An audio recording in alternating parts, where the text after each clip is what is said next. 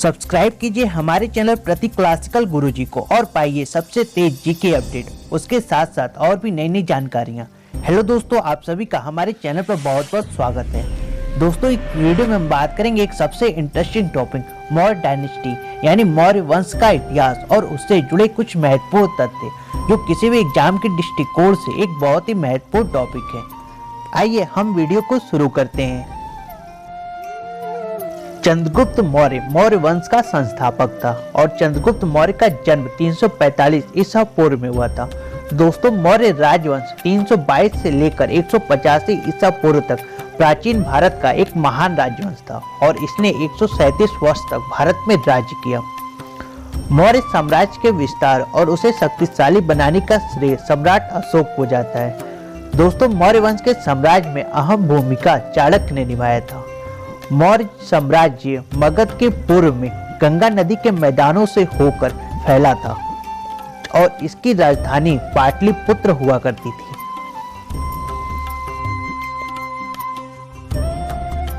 आइए अब हम देखते हैं चंद्रगुप्त मौर्य, बिंदुसार और सम्राट अशोक किस धर्म के अनुयायी थे।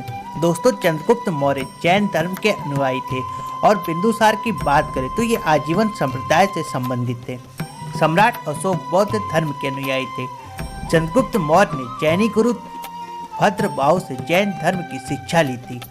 चंद्रगुप्त मौर्य ने किस राजा को हराकर मौर्य वंश की स्थापना की थी। दोस्तों, चंद्रगुप्त मौर्य ने राजा धनानंद को हराकर मौर्य वंश की स्थापना की थी।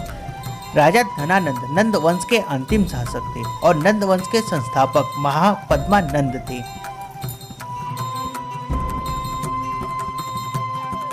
नेक्स्ट हम बात करते चंद्रगुप्त मौर्य मगध के राजगद्दी पर कब बैठा। दोस्तों, चंद्रगुप्त मौर्य मगध के राजगद्दी पर 322 ईसा पूर्व में बैठा था। चंद्रगुप्त मौर्य और सेल्यूकस निकोटर के बीच युद्ध कब हुआ। चंद्रगुप्त मौर्य और सेल्यूकस निकोटर के बीच युद्ध 305 ईसा पूर्व में हुआ था। सेल्यूकस निकोटर सिकंदर का सेनापति था, जो युद्ध हारने के बाद इसने अपनी पुत्री हेलेना का विवाह चंद्रगुप्त से कर दिया था। इसके साथ साथ इसने काबुल, कंधार, हेरात और मकरान चंद्रगुप्त को दे दिया था। दोस्तों, चंद्रगुप्त मौर्य को जैन ग्रंथों के अनुसार क्षत्रिय कहा गया है। वहीं कुछ लोग इन्हें विसल भी कहते हैं। विसल यानी छोटी जाति का भी कहते हैं। आइए अब हम देखते हैं नंद वंश के बाद कौन कौन सा वंश आया। दोस्तों, नंद वंश के बाद मौर्य वंश और फिर शुक वंश और फिर कण्व वंश भारतवर्ष पर राज किए थे। नंद वंश के संस्थापक राजा महापद्मानंद थे और उसके अंतिम शासक राजा धनानंद थे। चंद्रगुप्त मौर्य ने राजा धनानंद को हराकर मौर्य वंश की स्थापना की थी, जिसमें मौर्य वंश का उपनाम प्रथम भारतीय अखिल साम्राज्य था। इसके अंतिम शासक का नाम राजा ब्रह्मदत्त था। उसके बाद शुक वंश की स्थापना हुई, जिसके संस्थापक पुष्यमित्र थे और उसके अंतिम शासक का नाम देवपुति था। देवपुति की हत्या करने के बाद ही कण्व वंश की स्थापना हुई थी। चंद्रगुप्त के मृत्यु के बाद कौन राजा बने। दोस्तों, चंद्रगुप्त के मृत्यु के बाद बिंदुसार राजा बने 298 ईसा पूर्व में। चंद्रगुप्त मौर्य ने किसकी सहायता से मौर्य वंश की स्थापना की थी। चंद्रगुप्त मौर्य ने चाणक्य की सहायता से मौर्य वंश की स्थापना की थी। आइए अब हम देखते हैं कि चंद्रगुप्त मौर्य को क्या कहा गया। दोस्तों, चंद्रगुप्त मौर्य को एक यूनानी लेखक प्लूटार्क द्वारा एंडोकोटोस कहा गया। वही विलियम जोन्स ने इन्हें सेंडोकोट्स का नाम दिया। दोस्तों, 15 जनवरी 1784 में एशियाटिक सोसाइटी की स्थापना विलियम जोन्स ने की। ये क्वेश्चन कई बार एग्जाम में पूछा गया है। आइए अब हम देखते हैं चंद्रगुप्त मौर्य के दरबारी कवि कौन थे। दोस्तों, चंद्रगुप्त मौर्य के दरबारी कवि में चाणक्य, मेगस्थनीज और विशाखदत्त थे। चाणक्य ने अर्थशास्त्र की रचना की थी और वहीं इंडिका की रचना मेगस्थनीज ने की थी। विशाखदत्त ने मुद्रा राक्षस की रचना की थी। वाणभट्ट के दरबारी कवि की बात करें तो वो हर्षवर्धन थे। आइए अब हम देखते हैं चाणक्य से जुड़े कुछ महत्वपूर्ण बातें। दोस्तों, चाणक्य को विष्णुगुप्त, कौटिल्य और पच्छिल स्वामी के नाम से भी जाना जाता है। विष्णुगुप्त चाणक्य का बचपन का नाम था और ये चंद्रगुप्त मौर्य के दरबार में प्रधानमंत्री के पद पर शामिल थे।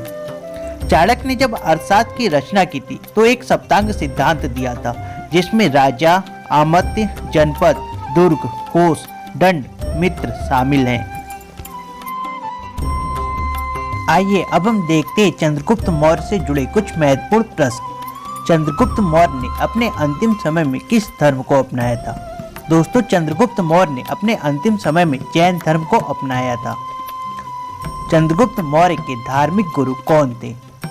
चंद्रगुप्त मौर्य के धार्मिक गुरु भद्रबाहु थे। अपने अंतिम समय में ये कहाँ गए? दोस्तों, अपने अंतिम समय में ये श्रवणबेलगोला दक्षिण भारत गए। वहीं पर उन्होंने संलेखना विधि द्वारा 298 ईसा पूर्व में अपने प्राण त्याग दिए। चंद्रगुप्त का स्मारक। दोस्तों, चंद्रगुप्त मौर्य का स्मारक चंद्रगिरी पहाड़िया श्रवणबेलगोला कर्नाटक में स्थित है। इनके बाद इनका पुत्र बिंदुसार गद्दी पर बैठा। बिंदुसार को वायु पुराण में मद्रासार, अजात शत्रु, वारिसा कहते हैं। वही जैन ग्रंथों में इसे सिंहसेन के नाम से भी जानते हैं। आइए अब हम देखते हैं कि बिंदुसार के प्रधानमंत्री कौन कौन थे। दोस्तों, बिंदुसार के प्रधानमंत्रियों में सबसे पहले चाणक्य और बाद में खल्लाटक हुए। इनके पत्नी का नाम शुभदांगरी और पिता का नाम चंद्रगुप्त मौर्य था। दोस्तों, इनकी मां का नाम दुर्धरा और उनके पुत्र की बात करें तो इनमें सुसीम, अशोक और विक्टाशोक थे। इनके समय में आने वाले सबसे पहले जो विदेश यात्री थे वो डायनोसियस, जो कि टालेमी किला डेल्सस यानी मिस्र के राजा द्वारा भेजा गया था। वहीं दूसरे यात्री के रूप में डायमेक्स आए थे, जो एटियाक्स यानी सीरिया के राजा द्वारा भेजे गए थे। तक्षशिला के विद्रोह किसके समय पर हुआ था? दोस्तों, तक्षशिला का विद्रोह बिंदुसार के समय पर हुआ था। इस विद्रोह को दबाने के लिए अशोक गए थे और उदारता पूर्वक शांतिपूर्ण तरीके से उन्होंने इस विद्रोह को समाप्त कर दिया था। बिंदुसार के बाद मौर्य साम्राज्य का शासक कौन था? दोस्तों, बिंदुसार के बाद मौर्य साम्राज्य का शासक उसका पुत्र अशोक था। इनका पूरा नाम देवनाप्रिय अशोक है और इनकी पत्नी का नाम महारानी देवी थी। महेंद्र और संघमित्रा नाम की इनके पुत्र और पुत्री थी। दोस्तों, सम्राट अशोक को कामाशोक, चंडाशोक, प्रियदर्शिनी और प्रियदर्शी के नाम से भी जाना जाता है। बौद्ध धर्म में अशोक को दिव्यांशु कहा गया था और वहीं गुर्जरा और मस्की के अभिलेखों में इन्हें अशोक कहा गया।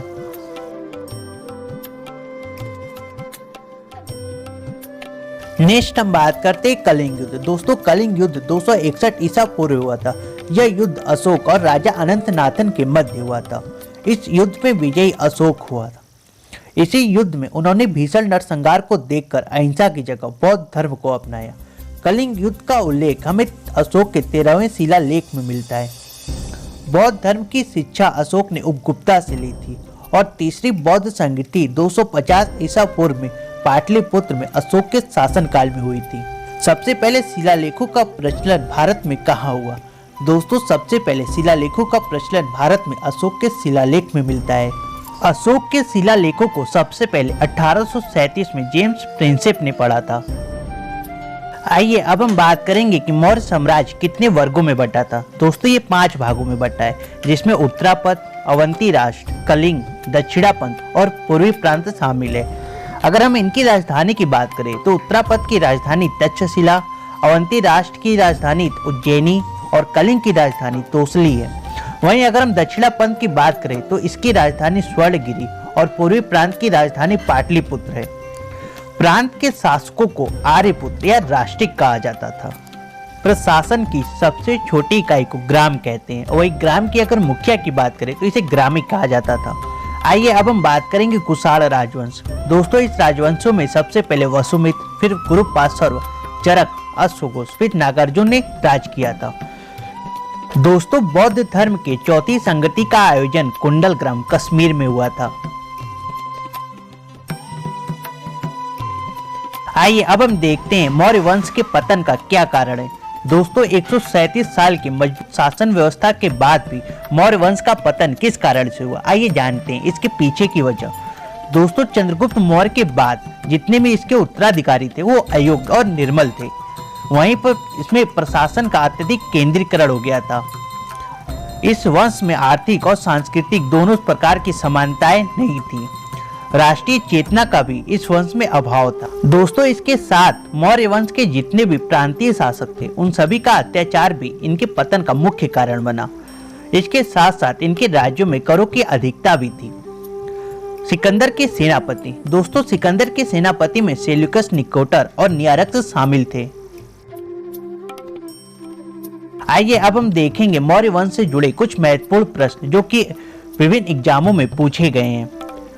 किस जैन ग्रंथ में मौर्य वंश का विवरण मिलता है? दोस्तों मौर्य वंश का विवरण कल्प सूत्र में मिलता है। चंद्रगुप्त के दरबार में सेल्यूकस निकोटर का राजदूत कौन था? दोस्तों चंद्रगुप्त के दरबार में सेल्यूकस निकोटर का राजदूत मेगास्थनीज था। भारत में मैकियावेली किसे कहा जाता है? दोस्तों भारत में मैकियावेली चाणक्य को कहा जाता है। चंद्रगुप्त मौर्य की माता का क्या नाम था? दोस्तों इनकी माता का नाम मूर था। बौद्ध और जैन धर्मों के अनुसार चंद्रगुप्त मौर्य किस वर्ण से थे? दोस्तों बौद्ध और जैन धर्मों के अनुसार चंद्रगुप्त मौर्य क्षत्रिय वर्ण से थे। चंद्रगुप्त मौर्य का शासन कब से कब तक रहा? दोस्तों इनका शासन 322 ईसा पूर्व से लेकर 298 ईसा पूर्व तक था। जूनागढ़ अभिलेख किस लिपि में लिखा गया था? दोस्तों जूनागढ़ अभिलेख ब्राह्मणी लिपि में लिखा गया है। नेक्स्ट हम बात करते हैं चंद्रगुप्त मौर्य ने किससे जैन धर्म की शिक्षा ली थी?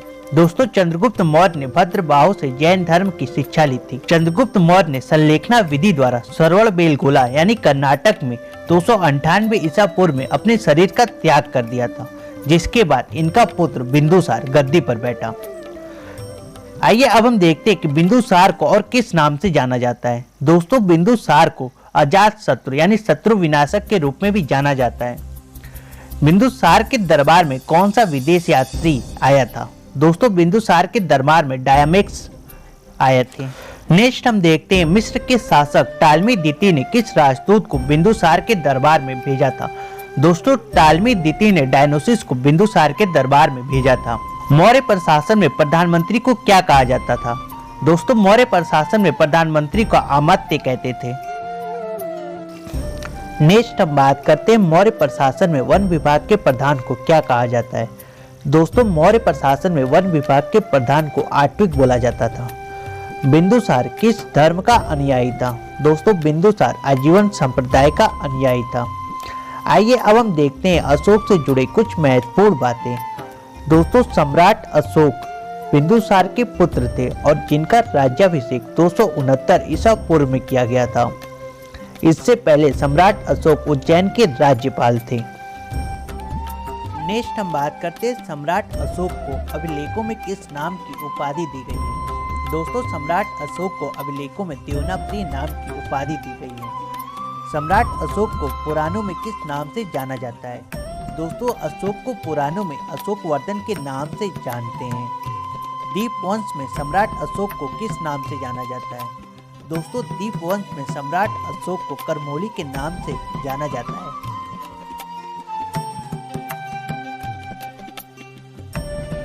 नेक्स्ट हम बात करते हैं सम्राट अशोक के समय कलिंग की राजधानी क्या थी? दोस्तों सम्राट अशोक के समय कलिंग की राजधानी तोसली हुआ करती थी। राजत रंगणी के रचयिता कौन थे? दोस्तों राजत रंगनी के रचयिता कल्हड़ थे। इसी राजत रंगणी से हमें पता चलता है कि अशोक शैव धर्म का अनुयायी था। किन्होंने सम्राट अशोक को बौद्ध धर्म की शिक्षा दी थी? दोस्तों सम्राट अशोक ने उपगुप्त से बौद्ध धर्म की शिक्षा ग्रहण की थी। नेक्स्ट हम देखते हैं सम्राट अशोक के किस अभिलेख का विषय प्रशासनिक न होकर आर्थिक था? दोस्तों जो रुम्मीदेही अभिलेख था उसका जो विषय था वो प्रशासनिक न होकर आर्थिक था। तो दोस्तों ये थे मौर्य वंश से जुड़े कुछ महत्वपूर्ण तथ्य जो कि किसी भी एग्जाम के दृष्टिकोण से एक बहुत ही महत्वपूर्ण टॉपिक है। यहाँ से कई प्रश्न एग्जाम में पूछे जाते हैं। मिलते हैं नेक्स्ट वीडियो में। वीडियो देखने के लिए आपका धन्यवाद।